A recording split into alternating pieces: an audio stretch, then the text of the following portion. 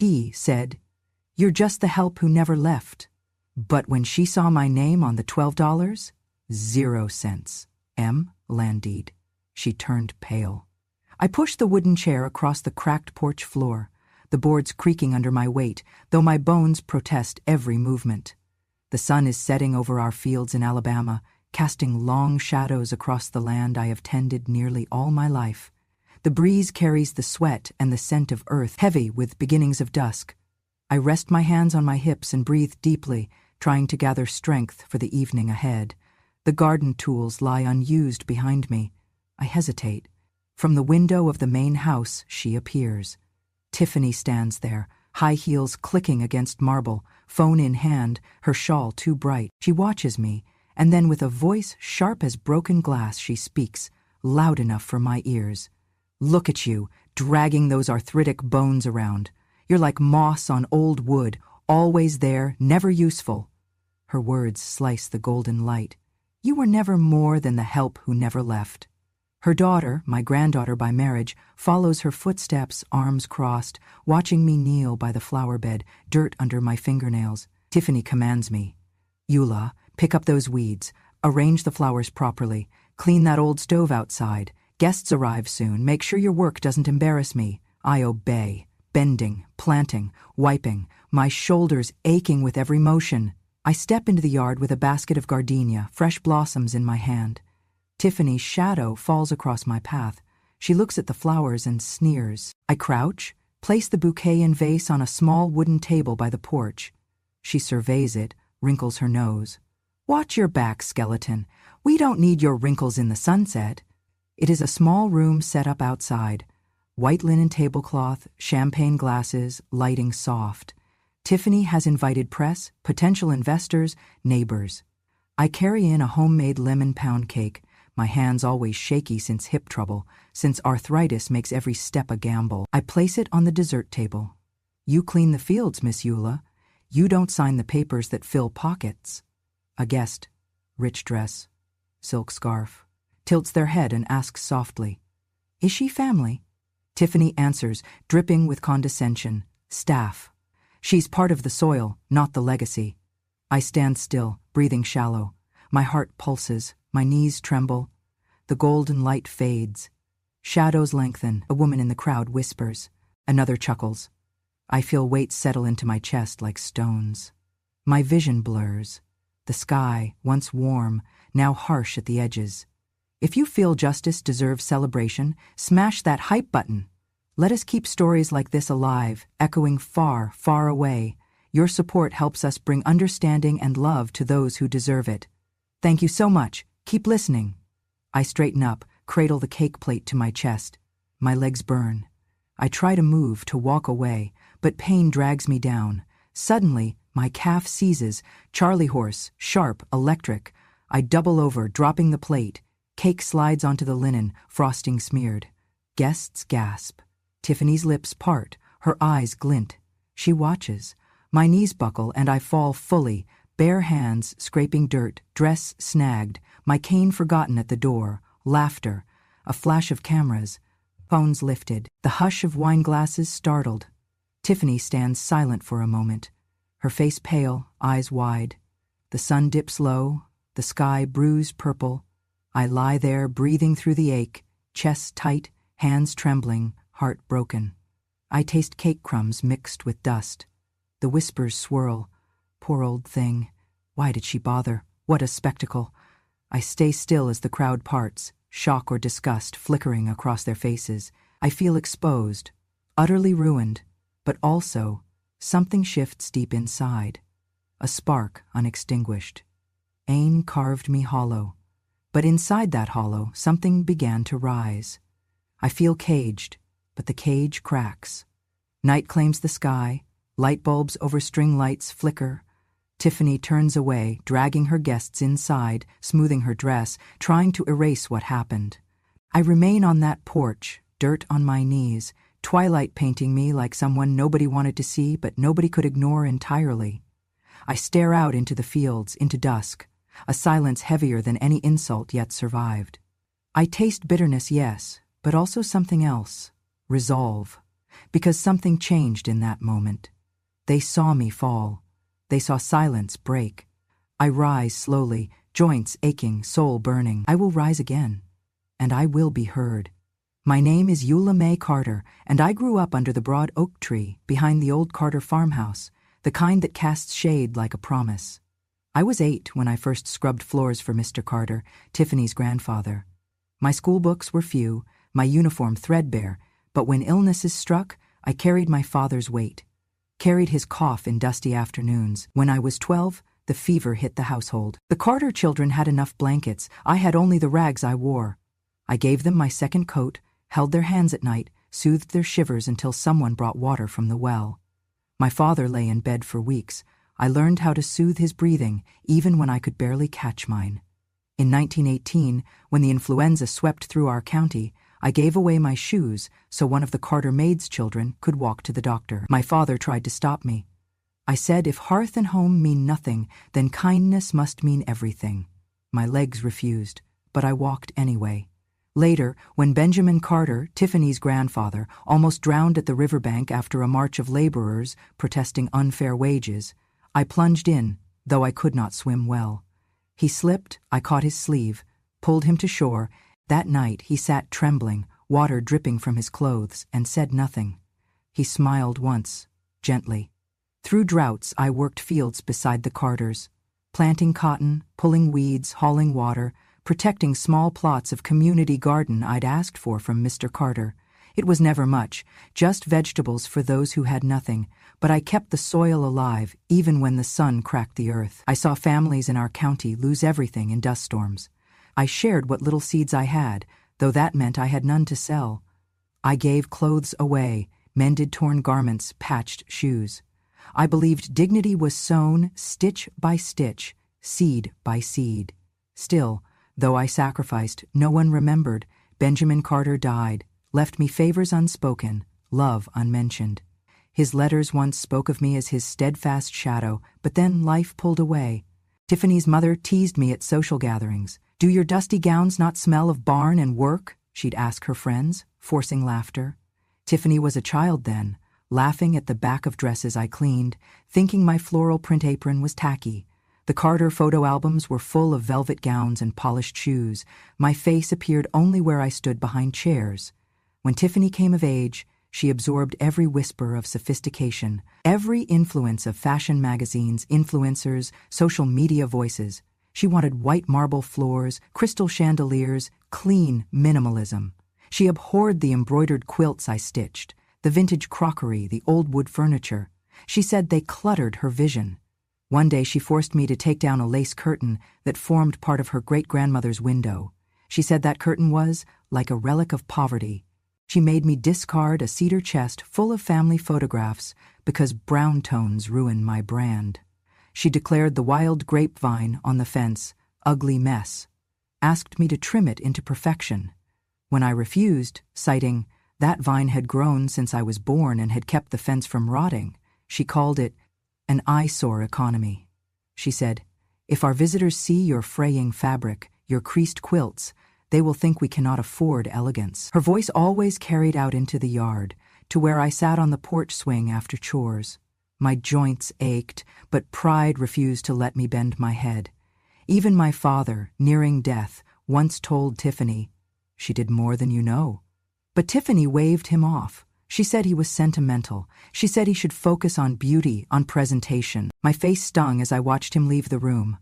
Now I recall those moments not with tears, but with a ledger in my mind. Kindness given unasked, work done unseen, roots planted and never acknowledged. Every insult was a punch. Every memory refused was a scar. Yet I held silence. I kept the quilt at the foot of my bed. I kept the vine clinging to fence posts. I kept the wooden chairs in the garden, even when Tiffany repainted the porch. I did not fight because I believed time would show truth, because dignity cannot be torn away by noise. And in that belief, there grew something fierce. I watched from the back terrace as Tiffany escorted investors and the local press across the lawn, their polished shoes crunching on gravel. She asked me to carry the silver tray of iced tea, glasses sweating in the heat, water beads running down my fingers. I moved slowly, cane in one hand, tray in the other, back bent with age and years of bending over soil. Guests paused beneath a sprawling wild vine that draped over the garden wall.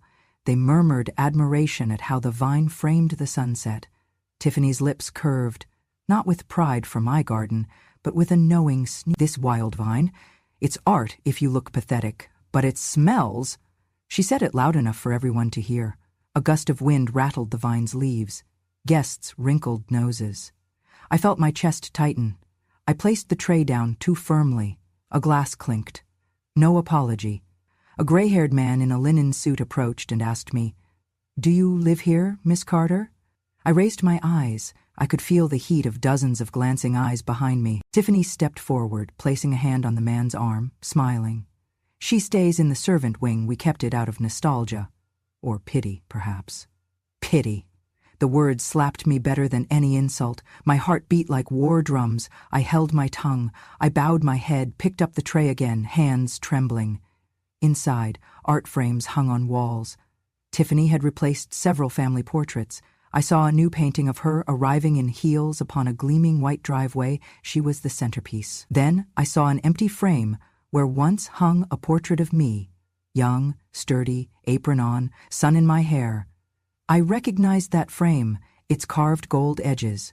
I traced its absence with my fingertip as I passed. They left a blank wall. Then, Tiffany had someone remove the lace curtain I'd made. She replaced pillows I embroidered, floral print, with geometric covers in cold grays. She stood back and admired. I stood far away, feeling like I no longer belonged in even my own home. Later, Tiffany live-streamed some scenes for her followers, the painted gazebo, the herb garden, the sweeping sunset. She held her camera steady, voice soft and staged. "I believe in heritage," she said, "but some relics are just reminders that time leaves you behind." She panned the camera to show me seated under a pergola, my back to the frame. I was holding my knees, my shoulders slumped. A follower comment appeared. "Living antique, love the vintage vibe." Another flickered across the screen. "Old help in a mansion? Creepy aesthetic." I felt each word settle like dust over me. Everyone watching thought it was art. I thought it was humiliation. The vine, the frames, the garden which once belonged to me now became set pieces in her show. A guest approached me after the live stream. A young woman with bright earrings asked quietly, "You seem calm. Don't you hate that being displayed like that?" I nodded, though my voice shook, and said, "Calm is safer than eruption." The young woman squeezed my hand and walked away. I felt tears tug at the corner of my eyes, but I swallowed them. I used my sleeves. Inside, after guests left, I retreated to the small room behind the house. Thin walls, creeping draft, shadows in corners. I sat on my old rocking chair, knee throbbing, spine sore. I held my heart steady while the house echoed with laughter and clink of wine glasses. My quilt lay tossed on the bed. I smoothed the fabric. Blue floral print worn at the edges, patches added by hand.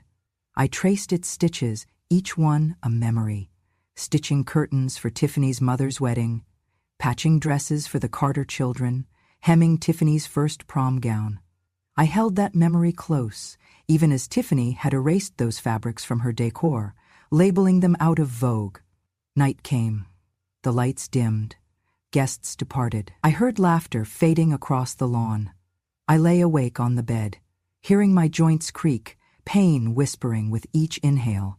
The quilt wrapped around me like a promise I refused to renounce.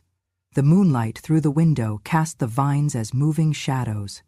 I stared at the ceiling, thinking of every time Tiffany said I was just scenery, just help, just part of the soil, nothing more. But in that silence I counted the names of every vine I planted, every cloth I mended, every injured hand I held, every seed I planted so someone might eat. I built this place in silence, in service, in devotion. I prayed that one day the world would see not the mended dress or the garden's framing, but the gardener. That one day recognition would be more than art, more than pity. I bought 2 small cameras, one disguised as a garden lantern, one hidden behind a pot of ivy by the tool shed, paying cash, avoiding questions. I placed them only in the garden areas I had tended for decades. spaces that were mine in spirit long before law confirmed it. I waited for rainy days, twilight shadows, for Tiffany's guests, for her glare when the golden light hit exact corner. I held the small recorder in my pocket, praying my hands would not shake when I turned it on. The first recording was on a humid afternoon. Tiffany led the visiting group of investors across the lawn, pointing to the gazebo, to the sunset view over the pond.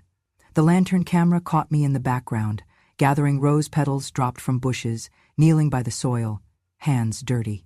Tiffany paused, looked at me, pursed her lips. A guest said, "How quaint, someone tending the garden."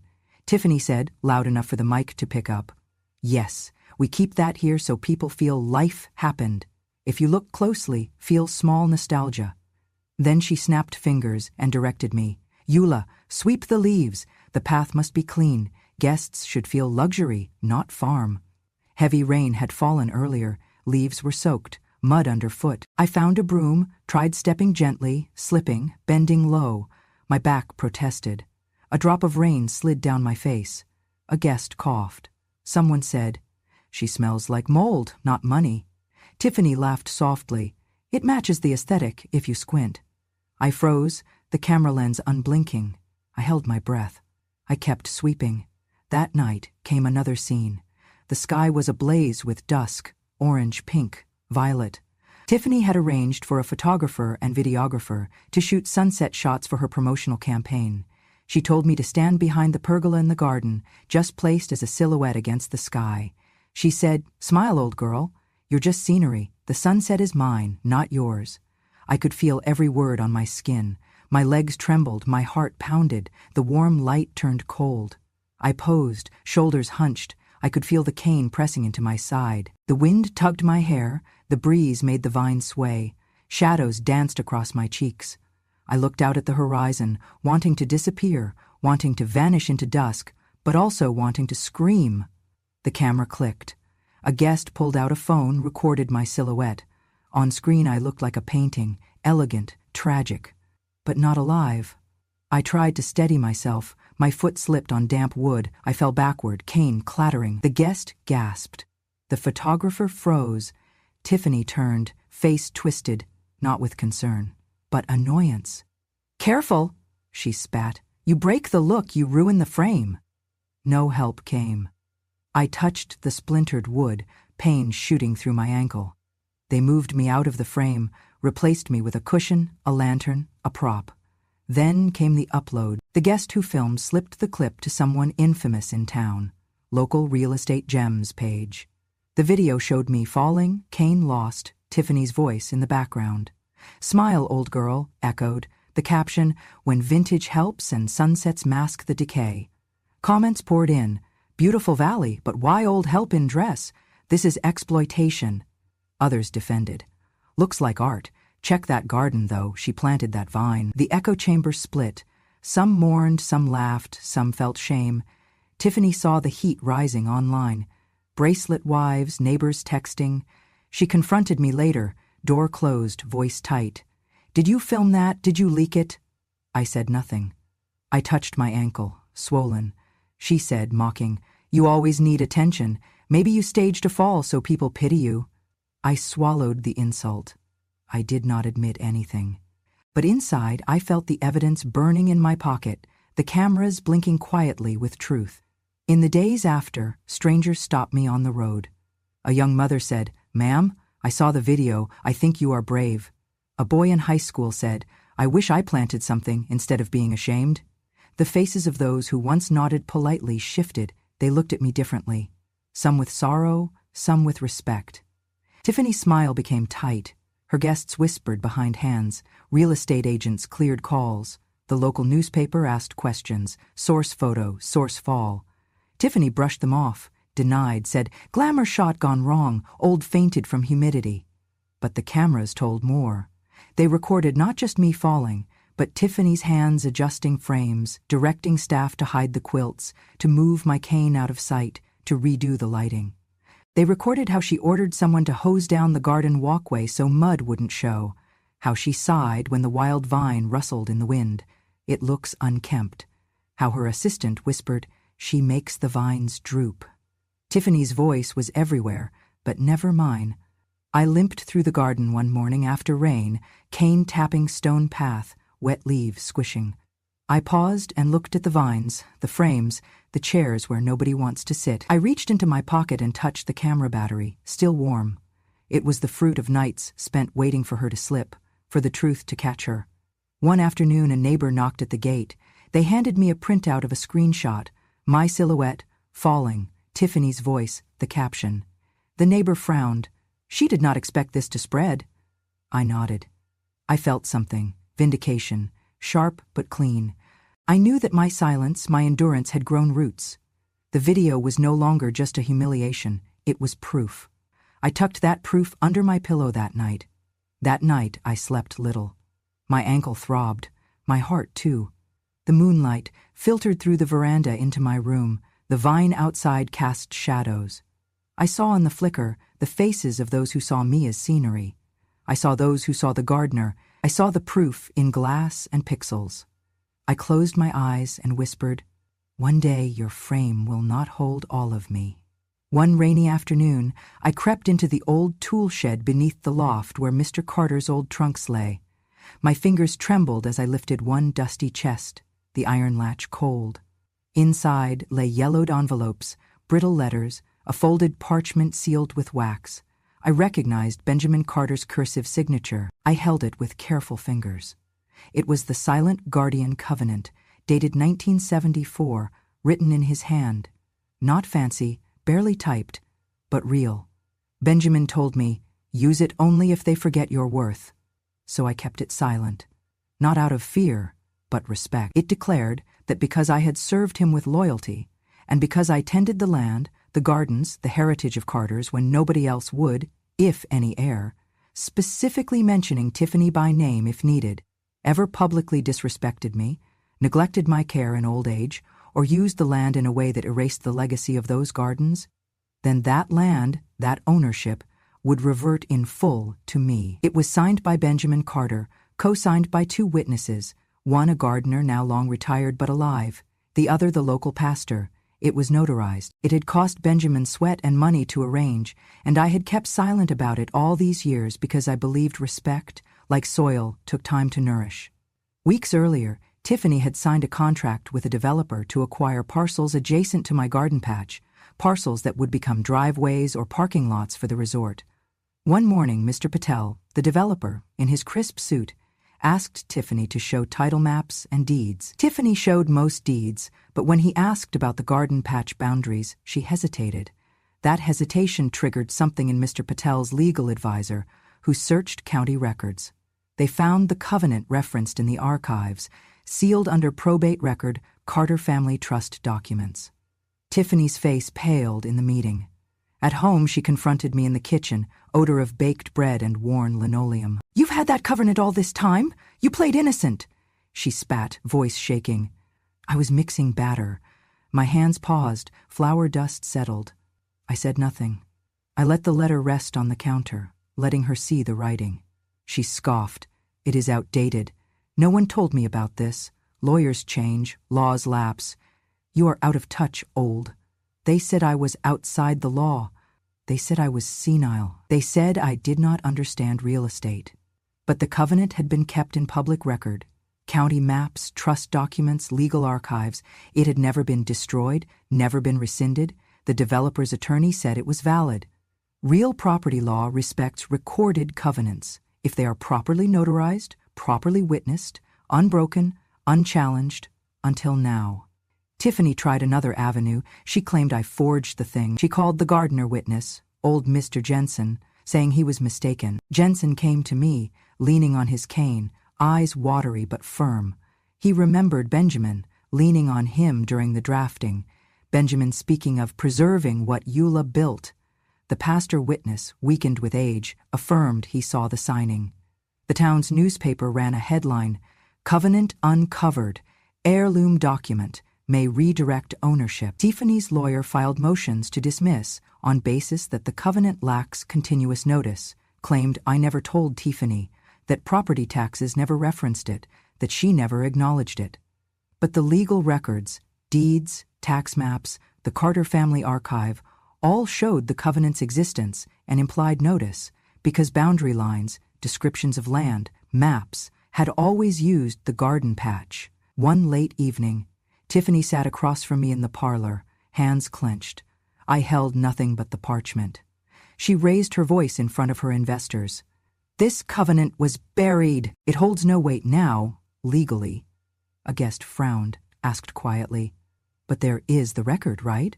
Tiffany's face flickered. She tried to smile, but her eyes betrayed fear.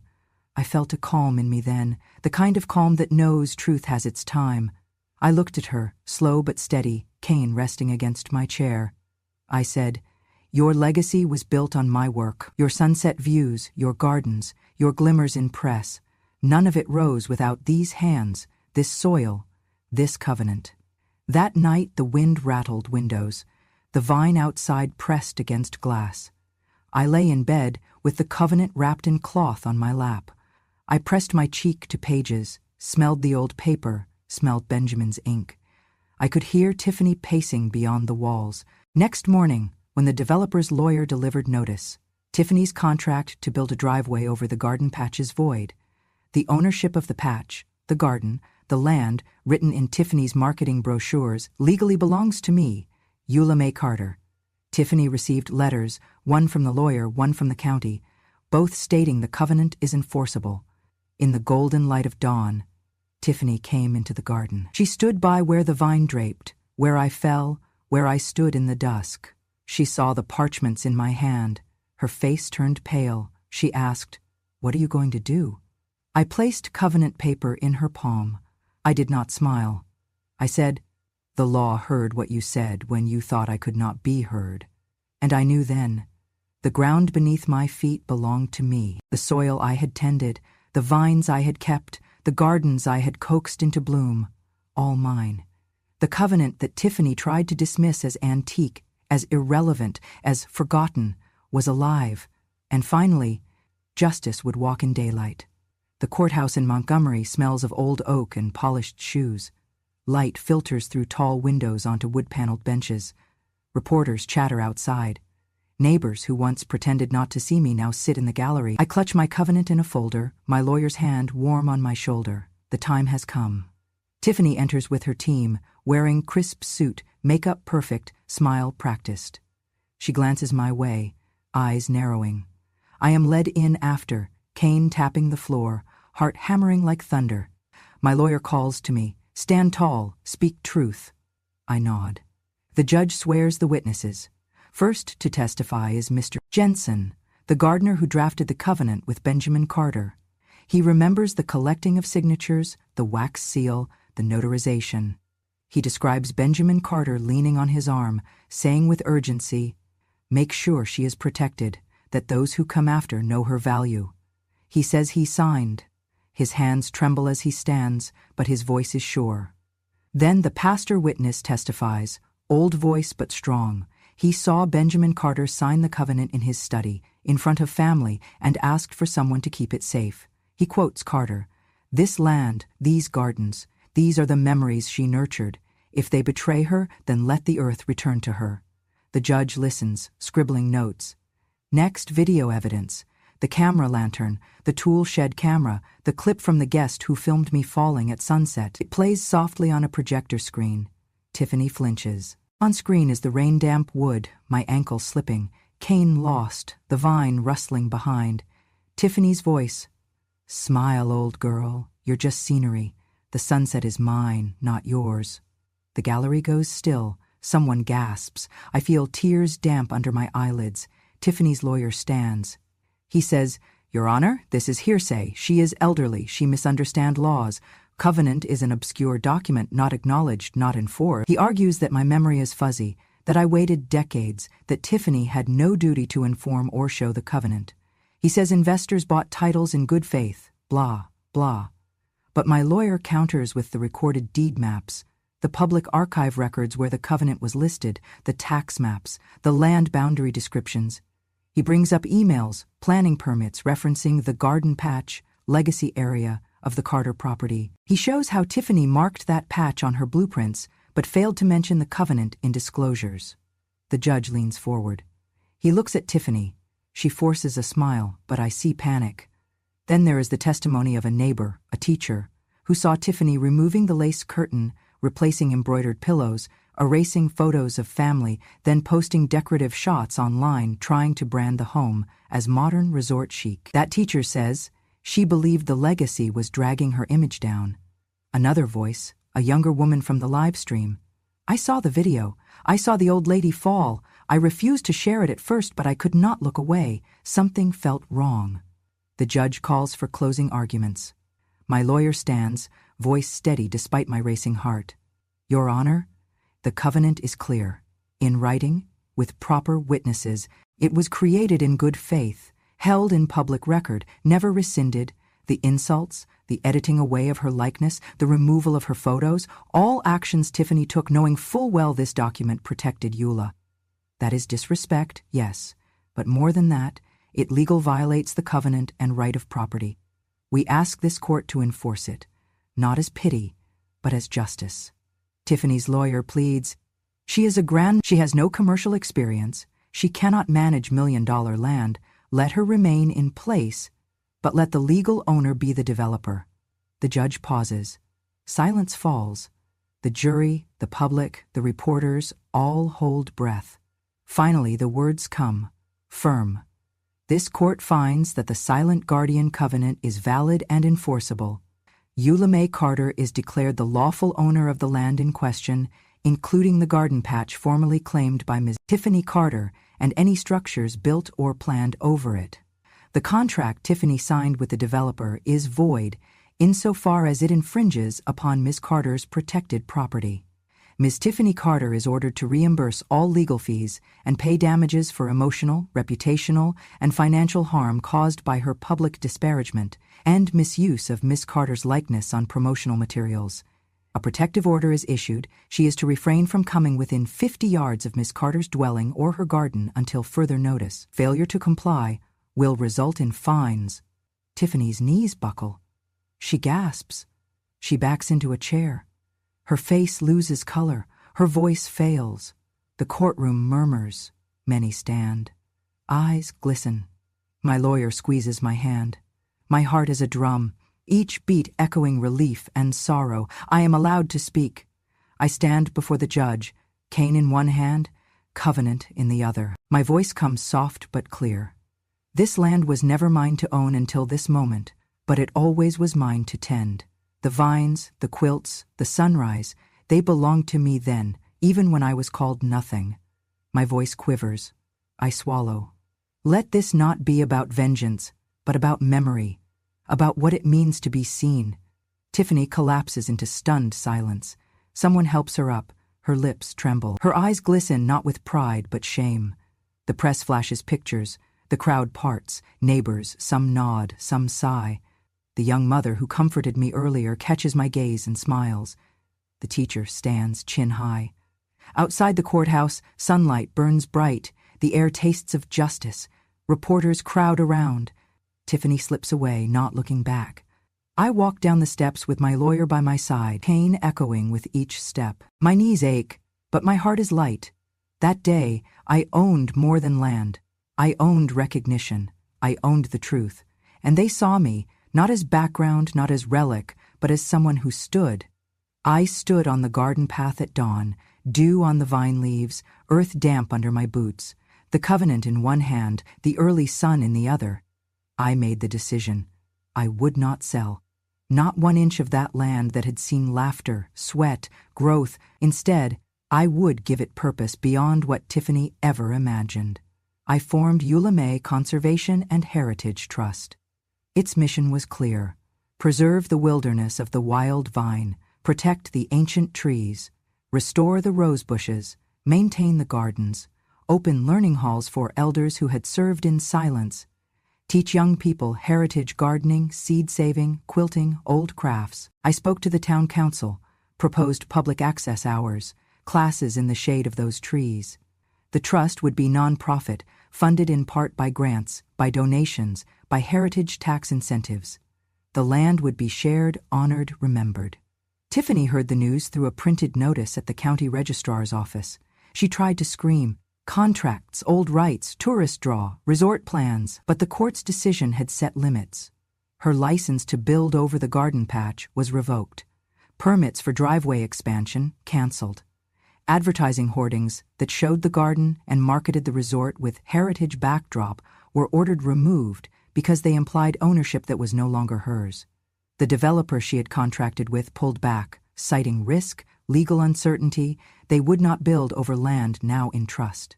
News outlets ran stories. When help becomes owner, Eulamay's land, Eulamay's story. Photographs of me walking the garden with cane, pruning rose bushes, with children using raised beds, elders sitting beneath vine-draped arbor. Journalists asked, "What does this mean to you?" I said, "It means those who helped build this land are no longer invisible." Tiffany tried damage control. She posted on Instagram, still committed to innovation, respecting tradition. But her words rang hollow. People compared side by side the old live streams, where she erased quilts and flowers, with the vibrant images of the Garden Trust, now in hands of the woman who planted it. Contracts with designers who once collaborated with Tiffany were canceled. Sponsors withdrew. One major advertising firm sent a letter to local press. "We do not endorse exploitation of elders or heritage misused." Community meetings gathered in the town hall. Neighbors who once nodded politely in Tiffany's lawn parties now stood and spoke. The old gardener, Mr. Jensen, spoke of how Eula taught him to graft apple trees, how Eula gave seeds when others counted profit. Young mothers said they brought children to heritage classes. They wanted their children to learn what was nearly lost. Students from local schools visited the garden patch, sketching vines, writing about what it means to own memory. Government agencies that approve land conservation and historical preservation took interest. The State Historical Commission granted certified heritage status to the garden patch. The garden became registered as a historical site. That status carried protections. No development could encroach, no signage could misrepresent, no commercial activity allowed that violated the covenant. Tiffany attempted one last gambit. She threatened lawsuit for defamation, for perceived damages to her brand, claiming the media had twisted her. But the court already had placed legal penalties: republished video, public insults, stripping of misrepresenting ads. Tiffany's legal backs were burned. Brand endorsements dropped. Social media trended hashtags like Garden Blessed Eula, Heritage Not Hype. People shared photos of vines, quilts, woods, what Tiffany called clutter now seen as art, as history, as breath. One afternoon I hosted the first class, Quilts and Seeds, Heritage for Hands. I stood before a dozen elders, some bent, some young, every pair of hands dusted with soil. I showed my old apron, the lace curtain I'd been forced to take down. I passed out seed packets. I showed pictures of the vine, of the fall, of my silhouette against sunset. There were tears, laughter, applause. The teacher from the live stream came. The boy from school smiled wide. Someone handed me a letter from a sponsor. Because you stood. Tiffany never showed up. A single photo appeared in the paper, her standing outside the courthouse steps, face drawn pale, eyes red, no words. The headline read, "Owner versus Heir, when ownership is not just power but promise." I walked that evening through the garden path I had planted decades ago, rose petals soft, vines heavy with blossoms, birds settling on branches. I touched the gate of the Heritage Trust, my name copper-plated on a sign. Amos Eulamay, Conservation and Heritage Trust. I limped with cane but shoulders square, heart light. Neighbors passed by, smiling, greeting me. Children ran through patches of poppy, laughter in their voices. The old wooden benches where I once cleaned leaves now held pairs of knitting grandmothers, students sketching, elders teaching. It was no longer just my garden, it was everyone's story. And in the quiet sunset of that garden I felt justice, not loud, but lasting. Not vengeance, but honor. Not emptiness, but purpose. The early afternoon light is soft, honey-tinted, when Elena Ramos, the young journalist, comes to sit on a wooden bench under the old oak tree beside the garden. Her notebook open, pen poised. Reporters, neighbors, students gathered quietly. They have come to hear what I have to say. I clutch a small stack of papers in one hand, the will in the other. Elena asks gently, "Miss Carter, do you want Tiffany to apologize?" I pause. The bench creaks under me. My cane leans against my knee. I feel the wind slip through the vines, brush against my face. I answer, steady, I do not want a false apology. I need silence that carries respect. Elena nods, jotting down my words. She asks, what will you do next? I breathe the scent of jasmine, of earth, of rose. I say, I will make sure what was hidden becomes legacy, what was erased becomes remembered. Her next question, seeing your name on the deed, how does that feel?